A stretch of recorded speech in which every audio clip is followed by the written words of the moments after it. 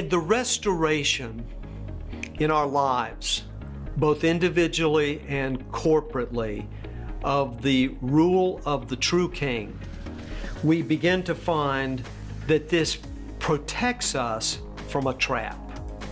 And that trap, of course, is the nature of debt and of ownership. Ownership is good, although we don't ultimately own everything.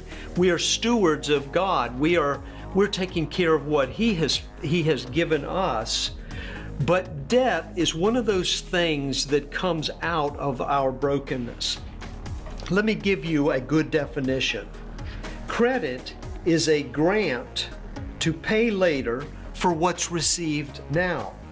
Interest is the fee that the creditor receives and the debtor pays for this grant. Whenever a person goes into debt, he obtains money that he hasn't earned. And in exchange for the money or possessions he presently receives, he mortgages his future time, energies, and assets. That's taken from a book written by a guy named Randy Alcorn called Possessions and Eternity, Money, Possession, Eternity. He lays that out, and it's a very helpful description of what debt is and what it does to you. But what's fascinating is that there was a guy named Cyprian who lived in North Africa, who he lived between 200 to 250 AD, somewhere in that time frame, almost a millennium before Randy Alcorn wrote these words about debt. Listen to what he observed in his day a millennium ago.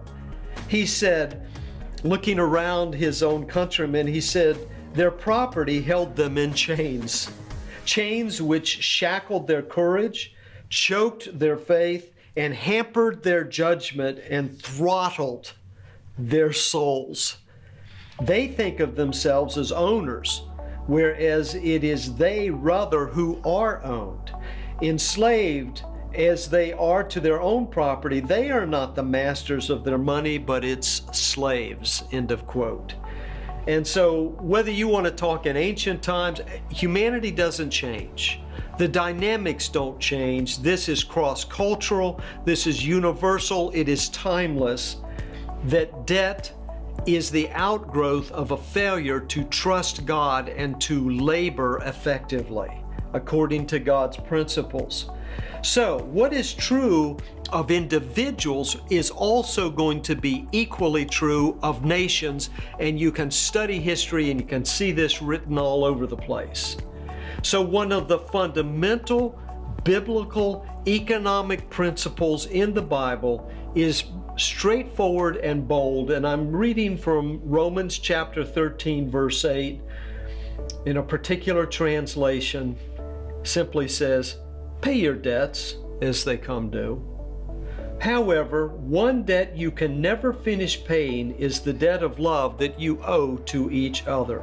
And the one who loves another person has fulfilled the law of Moses' teachings. So as we think about the human attempts that even our own country and other countries, in terms of spending money we don't have, creating deficits, doing things that satisfy us for the moment, that is what has brought so many nations down. It will bring ours down if we continue on this path.